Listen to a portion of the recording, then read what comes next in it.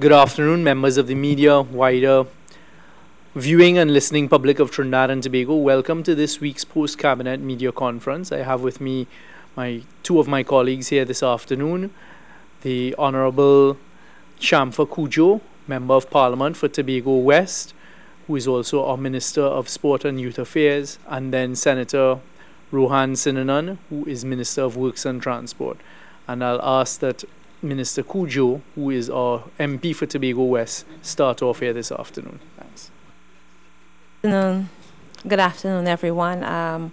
First and foremost, I am here in my capacity as Member of Parliament for Tobago West, and I wanted to say I mark with interest the comments being made by many naysayers out there trying to get people not to visit Tobago. And I'm marking in the media a couple of days ago, there was a commentator saying that tourism arrivals in Tobago and occupancy is down to 0. And I want to refute that comment and say that comments of those nature are meant to cause public discord and also interfere with public confidence, not just in the Sea Bridge, but to try to dissuade people from going to Tobago. Tobago is on show right now, and my business here today is to welcome everybody to Tobago. From January to June, we have experienced a 2.5% increase in international arrivals and a 1.5% increase in domestic air arrivals. And I think now with the addition of the new boat serving the inter-island transportation system, that this is a time of relief, and I think a time for Tobagonians and Trinbagonians to rejoice, especially as it relates to domestic tourism. There are several activities taking place in tourism right now. We've been able to experience the Tobago heritage. Tobago is on show right now this year. Our theme is about coming and seeing what Tobago has to offer, and the theme is to engage, embrace, and experience Tobago Heritage 2018. Over the past weekend, I've had the opportunity to experience the opening show last week, Friday, the Mariah Old Time Heritage procession on Saturday, danced at the reception. On Monday, we went to Charlottesville and participated in the rituals by the people of Charlottesville, from dancing the cocoa to beating tambu bamboo. So Tobago is on show. There were tourists there, both international and domestic tourists participating in all that Tobago has to offer. I want to condemn all comments made by those who were happy when we were facing trials and facing the difficult period while the boat was down and we had those inter-island transportation problems. Now we have a new boat here, serving alongside the Spirit, and these are days that Tobagonians have been waiting on, so we look forward to improved inter-island services. Thank you very much, Minister Cudjoe. Just before I pass us over to Minister Sinanan, there are two announcements that I'd like to make and two decisions that were taken by Cabinet this morning that we believe are significant decisions in dealing with some legacy issues that we inherited when we came into office. The first was one that came before us a couple of weeks ago and actually disturbed us. This seemed to have been intentionally left somewhere hidden amongst many coffers and under many files. A decision taken in the Basdio Pandey era and time between 1997 and the year 2000 to do with AVM workers. So it came before us. It came before us just a few weeks ago. We did a thorough investigation of one to ascertain why this was not dealt with. What this is doing, what this note and the decision taken by us was doing is AVM ceased, you all would remember, AVM Caribbean Limited ceased operations at the end of January 1997. And it seemed that certain persons were handpicked by someone and not paid their gratuity and made any ex gratia payments from that period of time until now. So we're happy to announce Cabinet has taken this decision as soon as it came before us and after we did a proper verification exercise. And when you look at the names of the persons, these were some real stalwarts in the audiovisual times, and in particular, when I look at some of the names and recognize, we have assistant production supervisors, transmission operators, and some very familiar names of persons who were involved in the television industry for a long period of time. So we're happy to announce that this came before us, and as soon as it came before us, we did a proper verification exercise. Some names like David Narine, Arlene Belgrove, Rodney David, Wayne Bocage, Renee Joseph, Anthony John, Susan Pear, Roger Adams, Marquez Ferguson, and Marlene Seeley. And they will very shortly be getting their ex gratia payments that they were due since 2000. So it's taken them almost 18 years for this to be resolved. But as soon as it came before this cabinet, we moved very quickly. So we're happy to have resolved that matter for persons who are obviously deserving of the ex gratia payments. And we question why that was left to languish and hidden somewhere for all this period of time. The next one is one that we had heard about when we were in opposition, meaning the People's National Movement. And during the period of 2010 to 2011, the then administration, which was a new administration that had come into power, terminated in a most capricious manner. And when you look at the names of the persons they terminated from the unemployment relief program, so the decision we've taken this morning is with respect to URP and the termination of scores of workers by the former administration as soon as they came into office in 2010 to 2011, then frustrating the process, not meeting or talking with them during that whole process, putting all of these persons on the breadline at that stage. This is something that they pretend did not happen.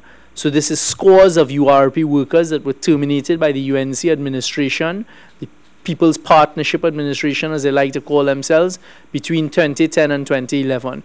When we came into office, we were faced with ongoing litigation. There are two sets of trade disputes brought by scores of workers against the government. We hired senior counsel. We got the best advice.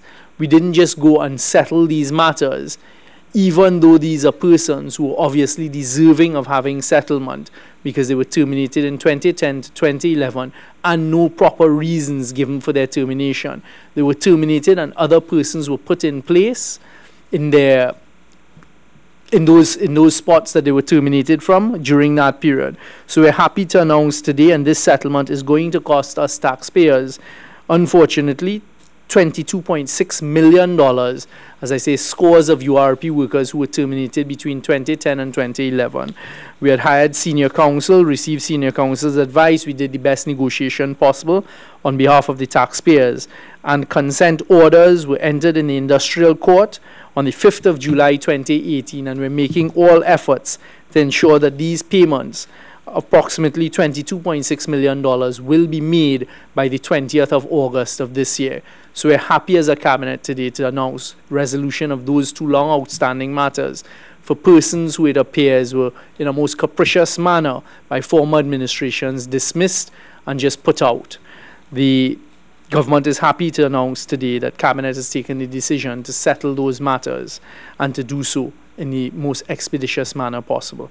Having announced these two decisions, I now ask our Minister of Works and Transport, Senator the Honourable Rohan Sinanan, to address us. Today, again, Cabinet would have taken three decisions where the Ministry of Works will be involved. One is an expression of interest for parking meters for the city of Port of Spain and the city of San Fernando. So very soon we'll have the expression of interest where we will actually be piloting a project for parking meters in both cities, which will then be extended to other major towns in Trinidad and hopefully Tobago. Cabinet also agreed on basically the start of the waterfront project in San Fernando, with the widening of the Lady Hales Road, the inclusion of a boardwalk and a bypass road for that project. Yes. It also includes a bike path, and very soon we'll unveil the coastal work that will be going on there through the Ministry of Works and Transport. So it's a project that we're really looking forward to at the Ministry of Works, and we expect to have boots on the ground within the next 2 months on this project. I'm also happy to announce the arrival, as we all know, of the Galleons Passage. What I do want to address today is some of the misinformation, and in my opinion, information that is purposely been put into the public domain to damage the vessel and to put doubts in the user's mind as to the safety of the vessel. NIDCO have been working with the different agencies to ensure that the boat is compliant with all the regulations. In Trinidad and Tobago, we have the Maritime Division and the Maritime Authority, the Director of Maritime Service, who is the recognized person to certify these vessels for us in Trinidad and Tobago. No vessel will be put in service unless we have that full authorization from the Director of Maritime Services. What have been circulating is different requests made by NIDCO to ensure that all certifications will be complied with. And we have people who are purposely taking this information and putting doubts in the minds of the population as to the safety and giving the impression that the government is putting a vessel out there that is not safe. That is far from the truth. The reason why the vessel is not operating on the sea bridge as yet is because we have to get all clearance from the Maritime Division, which is the authority to certify that vessel to operate in our waters. I also saw a lot of misinformation in the public domain put out by one of the stakeholders about the TNT Spirit, that it is working at half capacity. The figures shows that the Spirit is working at full capacity, and on some days taking in excess of 800 passengers. So that information about the Spirit is working at half capacity, and so as put out by one of the stakeholders claiming to be speaking on behalf of the citizens of Tobago and the stakeholders in Tobago, is not true. The big problem that I have is that there are certain people who are hell-bent on ensuring that this vessel does not work and the sea bridge does not function in the way it is expected to. We have had experiences of alleged sabotage. And I say alleged, we did find foreign objects in lines on the vessels. We had cloth, we had lemons, we had several incidents that brought us to the conclusion that there were people deliberately going out there to tamper with the vessels. My instructions to NIDCO is that this vessel, if we don't put protection around the vessel and in the vessel, could suffer the same consequence. Because I am convinced that there are people out there who are not patriotic and are hoping that something can happen so that they can say, we told you so, and we told you so, and we told you so. We will do everything in our power to ensure that these people do not interfere with this vessel based on the experience you would have had with the other vessels. Okay, I just want to reiterate, in Trinidad and Tobago, we operate with the SOLAS system, and sometime this afternoon, NIDCO and the Maritime Division will be having a press conference to address all the technicalities that would have been raised over the last day by the opposition. I just want to draw your attention to two of the points that they brought on yesterday, where they said that the vessel had no flood alarm system. My information is that on inspection yesterday by the Maritime, the vessel does have that system. Also, another area they spoke about was no CC television. The vessel does have that system. So these reports are reports that are generated at a point in time based on the information put before them. However, certification and classification of the vessel will be finalized by our maritime division, and until then, the vessel will not be put in service. So there's no issue of the vessel going into service without being fully authorized by the authority that is certified and authorized to give us that clearance. Thank you. And if I can just add to what Minister Sinanan said, because what he is alluding to is complete political mischief. And as he said, it is misinformation, but it is worse than that. What the population is being flooded with right now is fake news in a most unpatriotic manner by Senators Wade Mark and Saddam Hussein, who are deliberately lying and attempting to mislead the population and encourage them not to go on the Galleons Passage, which is owned by the taxpayers. Just to add to what Minister Sinanan has said, it is an irrefutable fact that this new vessel sailed from China to Japan. It would have had to have waited in Japan, received the go-ahead and all clear in Japan, sailed from Japan to Hawaii. Again, when it was in Hawaii, the U.S. Coast Guard held it back because they wanted to do a full certification of the vessel and to determine it was seaworthy. It then sailed from Hawaii to Mexico, same process, from Mexico through the Panama Canal, same process. At every single juncture, the authorities in those states would have had to have given the vessel the go-ahead to sail on the high seas across the Pacific Ocean. It comes through the Panama Canal to Cuba, from Cuba to Trinidad and Tobago. And a real patriotic citizen and a tax-paying citizen would welcome the vessel here. And the most important point, the vessel that sailed the Galleons Passage, that sailed all the way from China and has now arrived in Trinidad and Tobago, did that whole journey without a single incident. So all of the waving of paper and trying to put in place a proviso that I don't know if it is fake, I don't know if it is, because I haven't verified this piece of paper. How could any right-thinking, civic-minded citizen of Trinidad and Tobago accept this type of behavior from the opposition senators who are telling our citizens, don't sail on these vessels? We refute that. As Minister Sinanan has said, the boat is currently being certified for passenger service between Trinidad and Tobago. We expect that to happen because, as I've told you, it has already done one of the most arduous journeys all the way from China across the Pacific and is here now in Trinidad and Tobago without incident. All of the matters that he raised in these pieces of paper and the fake news that they're trying to promulgate are rejected by the government of Trinidad and Tobago. And you will hear from NIDCO and the Maritime Services Division this afternoon what is the true status of this matter. So we thank you all, and we're here now. We'll take a few questions, please.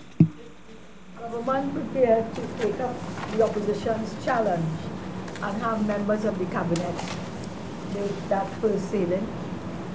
I can give you the assurance that I will be there. I have full confidence once the Maritime Department gives us the all clear that the boat will be safe, because they are the competent authority that we depend on as taxpayers of this country to ensure that all the vessels that operate in our waters are safe. Once that certification is in place, I, as Minister of Works and Transport, will be on that vessel on its first voyage to Tobago. And I am sure I will have some of my cabinet colleagues, because they have been inquiring about that. What I can say as one of his cabinet colleagues, there is not a single member of cabinet here that is not prepared to sail on the Galleons Passage. And whilst Minister Sinanan keeps reinforcing that it will be certified for our waters, as I've said, this is a vessel that has sailed all the way from China to Trinidad without a single incident. What better advertisement do you need than that? And there is not a single member of cabinet who is at all worried. Whether we would all gather and sail on the same day, I'm not sure that logistically is possible, but there is not a single. In fact, we were talking, because we're going to have an event in Tobago during the summer vacation, towards the end of August. We intend to have a meeting in Tobago, and we were saying that we would go across on the Galleons Passage. So there is no doubt in our minds that it is a safe vessel. And again, I condemn the opposition, and in particular Senators Wade Mark and Saddam Hussein for trying as hard as they might to mislead the population and continuously putting out fake news. Rohan Sinanan, I know you don't want to give a timeline, but any estimation on when these documents will be ready for the sailing of the Galleons Passage? You're quite correct. I don't want to give an exact date. However, I know the process have started. The Maritime Division have been on the boat from what I understand. NITCO is finalizing with the crewing of the vessel, and I am really looking forward to have this vessel operating in the shortest possible time. But I really don't want to give you that exact date. There's several reasons for that. The crewing might be the most challenging part because we do have a foreign crew, and we want to ensure that before we start the journey that we ensure that we have proper maintenance on this vessel. We do not want to end up in a position where we were a year ago, where we have vessels, we did not put proper technical management, proper maintenance, and so in place. And the vessels we had before were not brand new, but I do not want to see this vessel to get anywhere close to the condition those vessels found themselves in. Julian News from Newsday. Mr. Sinanan, I don't want to preempt the NITCO press conference later, but would you be able to say, has it been confirmed whether the document the opposition presented is an authentic document? There are several documents from my information that would have been requested for its purpose. And before the vessel goes into service, the Maritime Division will look at everything and compare to what is as is on the vessel.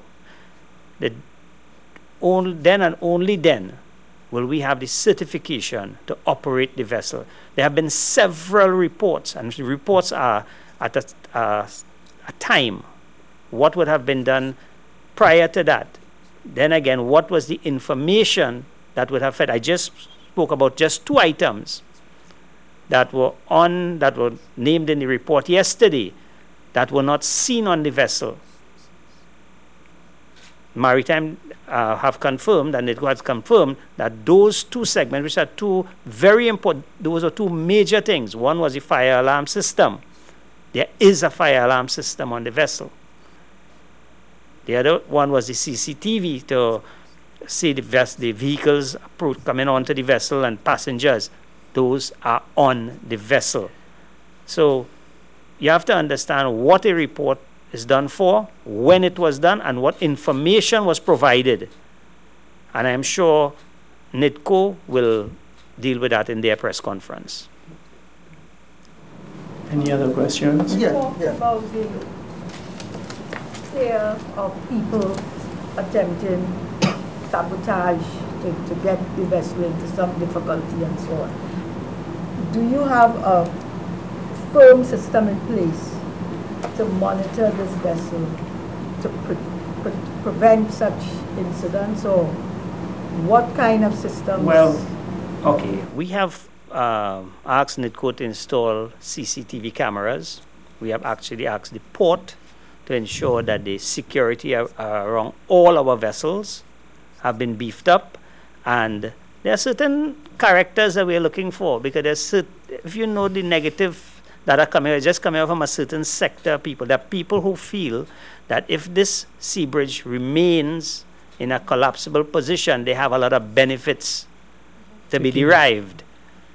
And we are looking at them closely, because a collapsed sea bridge will damage both Trinidad and Tobago. It affects our economy. Unfortunately, there are certain people who feel that they can ride back into government on a vessel. And we are going to ensure that every step is taken that this sea bridge will be rebuilt, and whoever are the ones responsible for putting lemons in the washroom and cloths and rags in the washrooms and coming close to our vessels to do any damage, we will have to protect our vessels against those people. and this is not something that we're disfamiliar with or unfamiliar with, rather.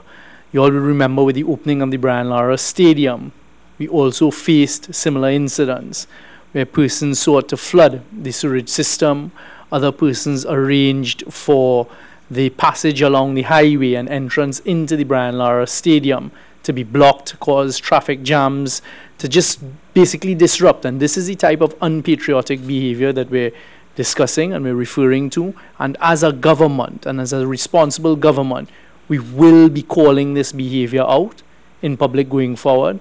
Those who think that they can continue to pursue fake news and put fake news out there and try to influence a responsible media, we call upon you all to denounce them as well and ask the right questions of them. Just to draw your attention to what we were faced with Sunday. Sunday, I got up to this news that the vessel was adrift and floating off the coast of Venezuela with no diesel. Vessel shut down and is floating off the coast of Venezuela. Nobody knows where the vessel is. I mean, how could you put something like that out? It means you take the population for fools, because you can't hide something like that. And this is the extent that some people will go at to bring fake news and to put fear in the population. Not some people. That was put out by Devant Maraj, the former minister. He put that in writing. We all saw it there in writing, put out a statement to that effect that was then followed up by Senators Wade Mark and Saddam Hussein on Sunday, as Minister Sinanan has said.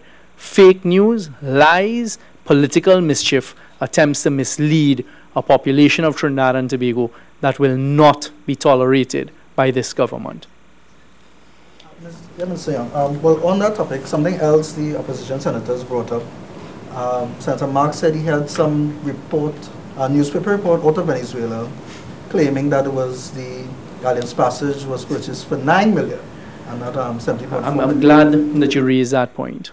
My understanding is Senator Mark held up a piece of paper with Spanish writing on it, admitted that he could not read Spanish, but then proceeded to again translate what a piece of paper said. Ask Senator Mark, what is a piece of paper? Where did you get it from, etc.? Because Venezuela played absolutely no part in the whole procurement and purchase of the Galleons Passage. The boat was originally being built in China by an Australian company that had asked that the boat been built and designed the boat for a client, a private client in Venezuela, to travel from mainland Venezuela to Margarita. When Trinidad and Tobago found this vessel and purchased the vessel, at no point in time did Venezuela have anything to do with it. The government of Venezuela or anyone in Venezuela, because Trinidad and Tobago through NITCO dealt directly with the seller of the vessel who had originally built the vessel for Venezuela. So where Senator Mark gets his information from and thinks he's smart by saying that, well, I'm not sure about this, I can't speak Spanish, I don't know where this came from, I haven't verified it. Well, don't try to mislead the population of Trinidad and Tobago. There is no truth to that whatsoever. As we have you on your legs, so to speak, you mentioned the settlement for AVM. Do you have the number of persons and the amount, and 3, when the payout will be done? Yes, I can tell you it is 10 former employees of AVM, and I don't have tallied actually. Yes, here it is $408.6 million, not million, $408,000 for 10 persons. Sorry about that. So it is not an exorbitant amount of money, but it is money that has been owing to them for a long period of time. $406,000 for 10 former employees of ABM, and it will be paid as soon as possible. He said 408.6.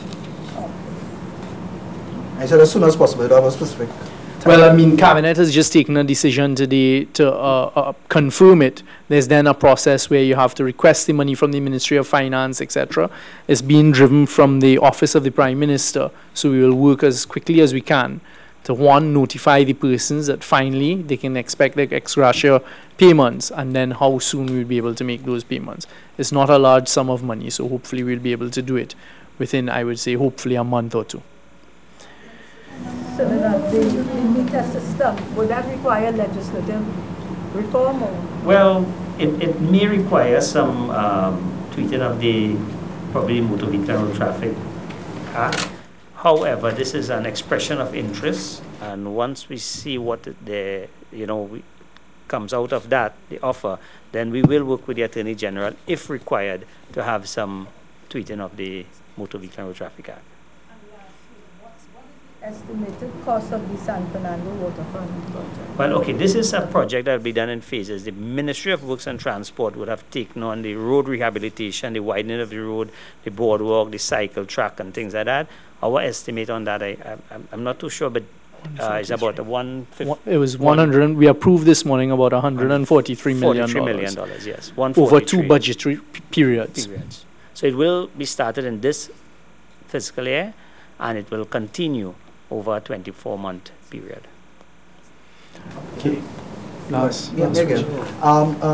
Also on the URP, we mentioned scores of workers. Do you have a tally for that as well? I don't have a tally of the number of workers, unfortunately. That's why I use these scores. What we have are the sheets. 100. It's actually in the hundreds. Just give me one second. It is approximately 450 workers, former workers of the URP.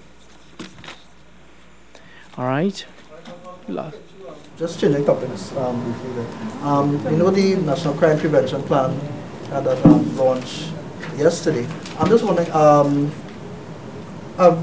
has there been any breakdown of the number of people going to be involved, potential costs, that type of thing? Have you reached that stage? I am certain that has been done, but that is a question that has to be directed to the Ministry of National Security. For them to have gotten the approval and to have reached to the launch stage, there would have been a budget and all those sorts of things provided, a plan approved, etc. But we don't have that information here with us today. Ms. Cudjoe, you gave the percentage increase in international domestic visitors. Do you have any hard figures you'll be able to share with us? The total numbers? Yes, I do have total numbers. Let me get that for you. For the period January to June 2017, Tobago got 14,099 international arrivals. For the same period, January to June in 2018, that number increased to 14,499.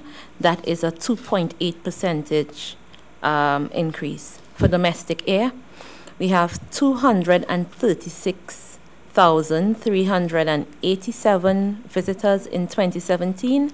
And for the same period, January through June in 2018, we received 930 visitors. That's a 1.5% increase. And while I have the floor, I want to say that now is an interesting and exciting time to visit Tobago. And anybody who cares about Tobago would not be circulating that kind of negative news to the people of Trinidad and Tobago at this point in time. You've seen over the Easter and also the last couple of weeks, over the Easter we had some hotels reporting over 80%, all up to 100% occupancy. A couple of weeks ago, you had island crashes and a couple other related activities in Tobago. You couldn't find a room in Tobago, and that's for hotels and for guest houses. So this is July-August period where we expect the bulk of our domestic travelers to come to Tobago. You have people staying at hotels, people staying at guest houses and using Airbnb and these other new ways of accommodation. So I would say now is a good time to visit Tobago. Heritage Festival is ongoing right now, and the Tobago House of Assembly has recently launched in July. It's July 5th, if I could be, yes, July 5th. We launched the Community Tourism Awareness campaign. So there's a host of activities taking place in Tobago, and I want to encourage everybody far and wide to come and see, to engage, to experience, and embrace all that Tobago has to offer. Via the Galleons Passage, as soon as it Yes. receives that certification, we expect very soon. Thank you. You very well may be. So members of the media, thank you all very much for being here this afternoon, and until the next time.